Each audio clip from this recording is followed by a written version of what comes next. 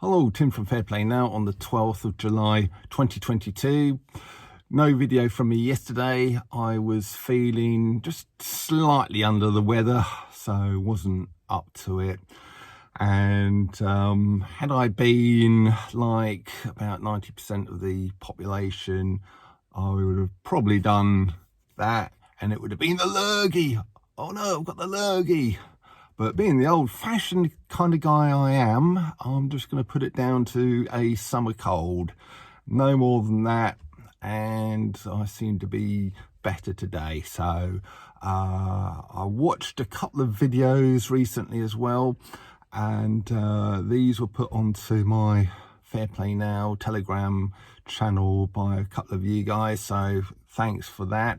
And the first video, by the way, I'll be putting these both of these in the description box and the comment section below for you to watch. They're both on YouTube. The first one features an interview with Djokovic following his Wimbledon victory with the BBC, and the BBC presenter kind of asks him with not a little incredulity,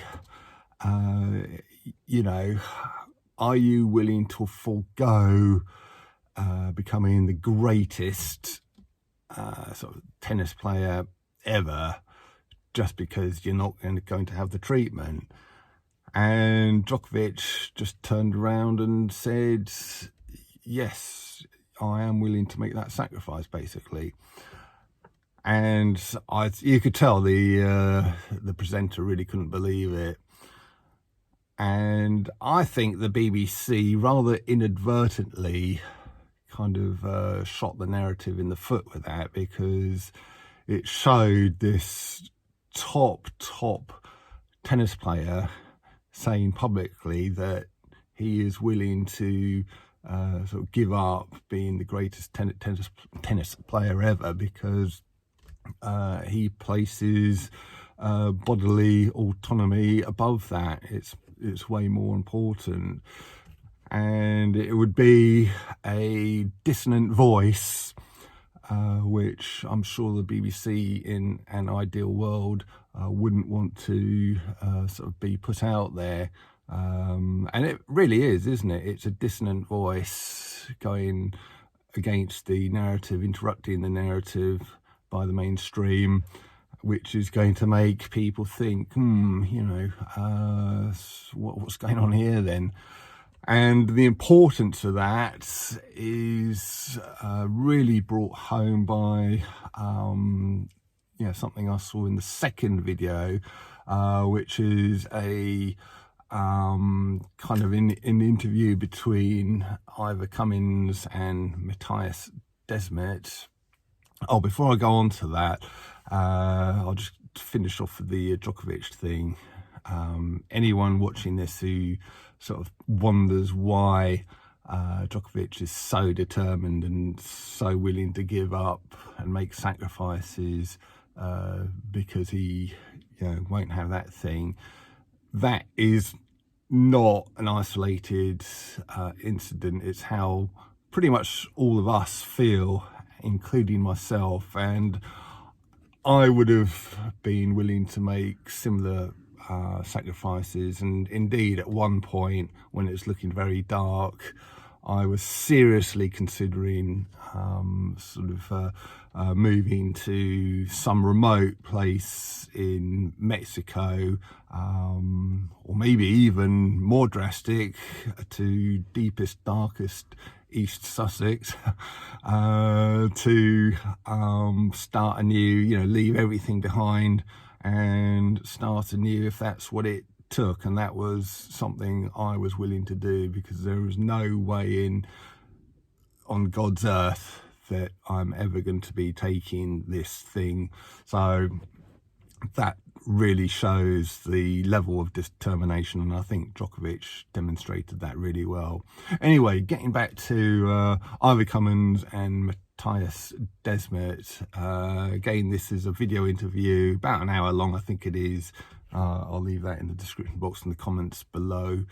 And I think he was getting interviewed, Matthijs Desmet. He's this Belgian psychologist who has kind of come up with this theory of mass formation to explain not just the recent madness, but all of the other madnesses in history, you know, the witch hunts of the kind of 16th, 17th century, 18th centuries, you know, what happened in communist Russia and Nazi Germany, and yeah, etc. And he kind of, in this interview, he sort of lists all of the criteria necessary for this mass formation to happen, and he explains it really, really well. So it's well worth a watch. But also, I think he was promoting a new book called The Psychology of Totalitarianism. It's just come out last month, I believe, and it's available on, I think, most of the normal sources. I think the description box of Ivor Cummins' video has got a link to where you can buy it from, and very much essential reading. And I think if, especially if you have got sort of kids, you know, teenage kids, and you're homeschooling them perhaps, I think this book and maybe Laura Dodsworth's State of Fear would be very much recommended reading for them, to hopefully make them immune to mass formations as and when they happen in the future. But the salient point that Matthijs Desmet made in the Ivor Cummins interview is that mass formation can be stopped, or at least it can be held at bay from going to its dreadful conclusion, purely and simply by sort of offering up a dissenting voice, because it kind of interrupts the flow of it. And as he said, it might not necessarily happen, make people sort of wake up, but it kind of prevents them from falling further and further into mass formation, because where it will eventually go if that doesn't happen is the people who are affected by mass formation will come to the and their leaders will come to the conclusion that any dissenters have to be destroyed.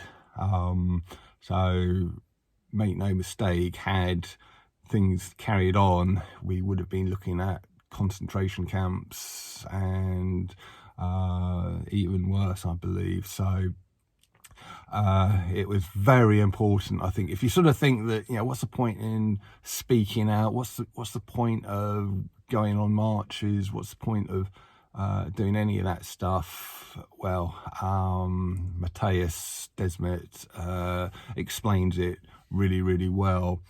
And I think anyone who has done anything to speak out, doesn't necessarily have to be to the extent of writing a book like sort of Desmet and sort of Dodsworth did, or having sort of huge followings and stuff on YouTube or wherever else.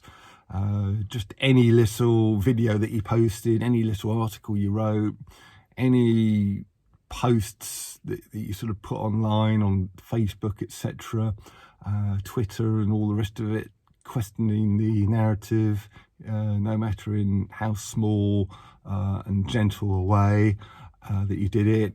Any little thing that you did, speaking to people you know, friends, family, relatives, neighbours, people out on the street, it's all contributed to stopping this mass formation. And again, he said, Desmet said that what eventually happens is it kind of burns itself out, is how I understood it. You know, he said that eventually the masses kind of just grow tired of it, and that's when it sort of burns itself out, which I think is the point we've got to, or we're getting to.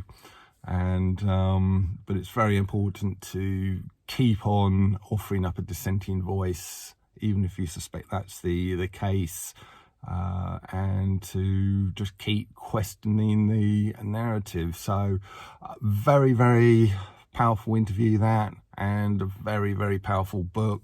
I'm going to get that book myself, unless too many of you guys beat me to it and it's sold out, but I'm going to definitely get that book from my bookshelf and read it. And I think there's going to be a lot of more sort of powerful lessons. But yeah, if you've been speaking out, sort of well done, because that has been what has prevented us from going down into a very dark place indeed, and it's what is helping to get us out of this nightmare scenario we've had in the last 2 years.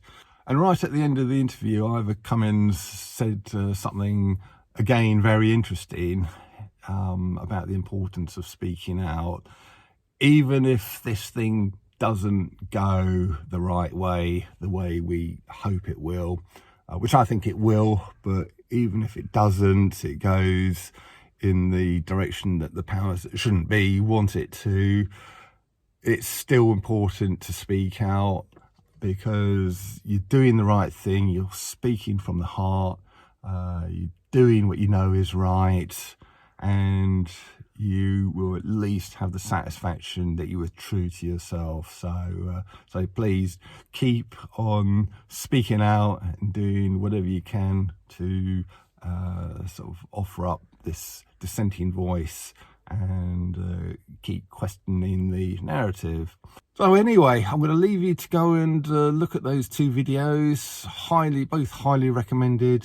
And the first one's only about 5 minutes long, and the second one's about the interview is about an hour long, I think, just over an hour maybe. And I'll let you go and do that. And back soon. Tim from Fair Play Now. Thanks for watching.